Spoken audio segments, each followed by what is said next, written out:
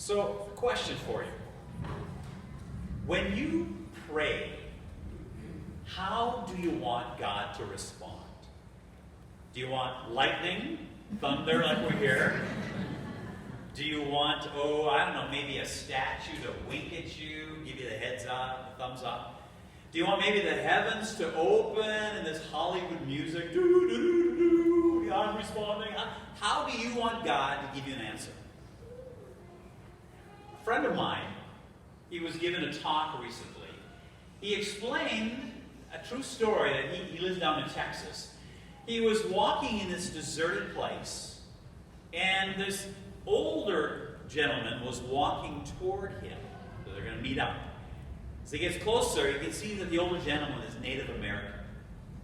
The older man comes to him, comes right up to him, and says to him, "Why do we do rain dances?"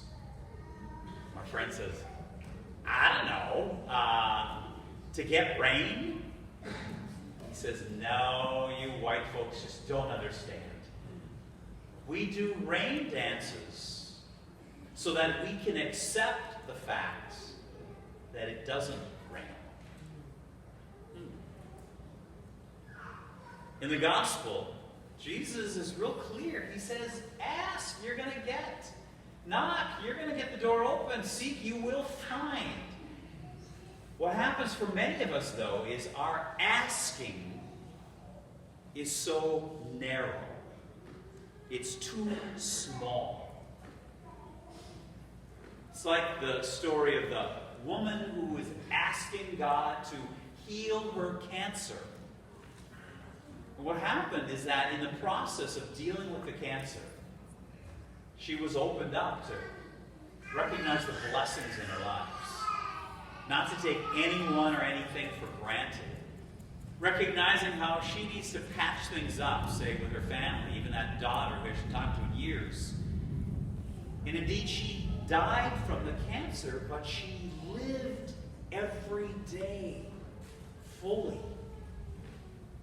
She asked, and she received insight. She received understanding. She received peace.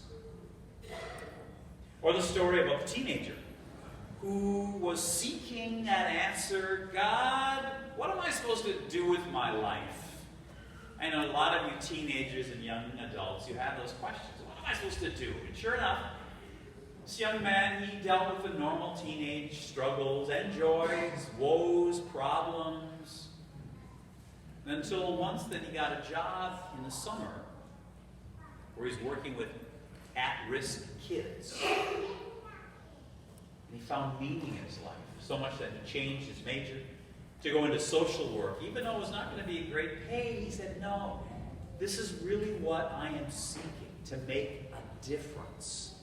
He was seeking, and then he found fulfillment in helping people, helping families. Or the story of the woman who was about to knock for a big opportunity. Not saying, well, I don't know what's going to happen. Maybe I will get that promotion. Or maybe I'm going to change careers. And maybe I will go into that religious community I've been thinking of. Or maybe I just be open and be happy with who I am as a single person. Or maybe I might meet that right person to get married. She knocked with confidence that God would walk with her through the doorway on the other side. See, most of us, when we pray, we specifically want an answer. I prayed for this, and I want it to happen now, and I want it to happen at this point. And I got to believe a lot of people who no longer pray or no longer go to church, it's because they were so small in their prayer, they wanted a specific answer. Didn't happen. So then they're mad at God, and they're never going to talk to God again. But you got to think, when you pray, what do you really need from God? And most often we think, I need this specific thing, but God has bigger plans for you. For example, let's say you've got that shoulder injury, you've been praying, but maybe the prayer could be, I just want peace.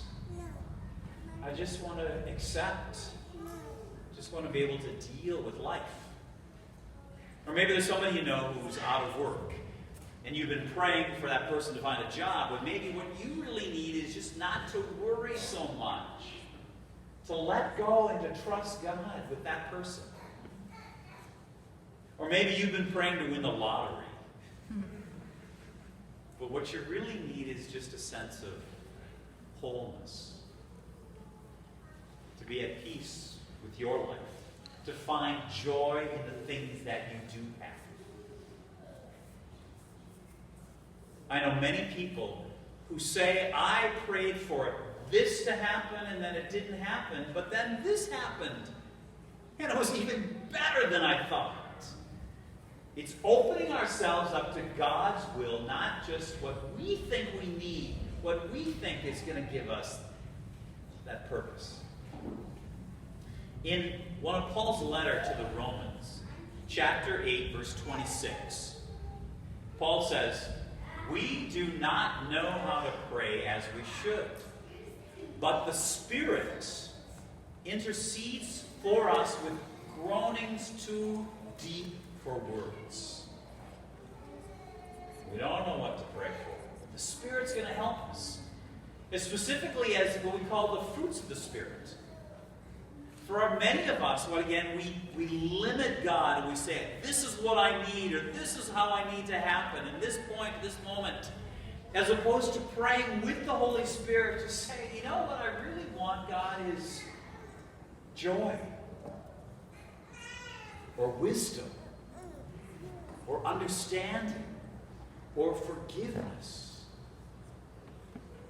And if we would change our prayers to open it up more, not be so limiting to God, then we're going to recognize how often God responds and gives us exactly what we need.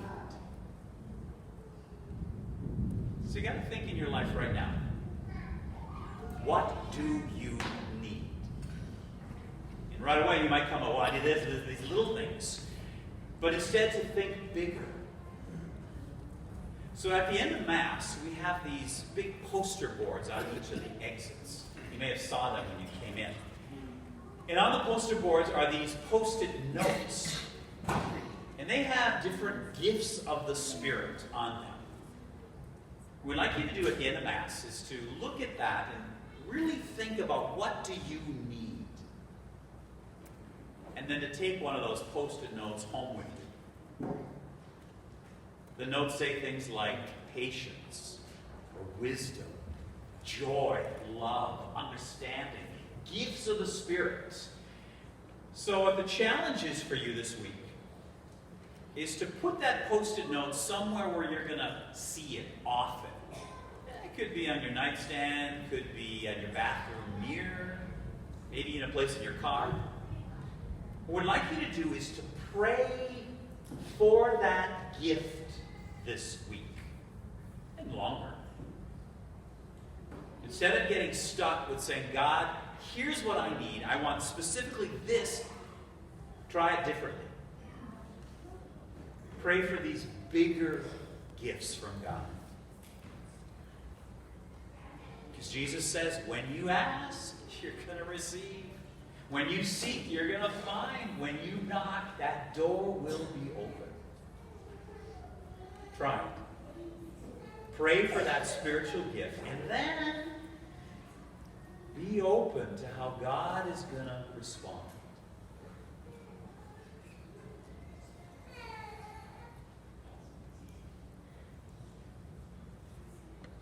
Well, we have a couple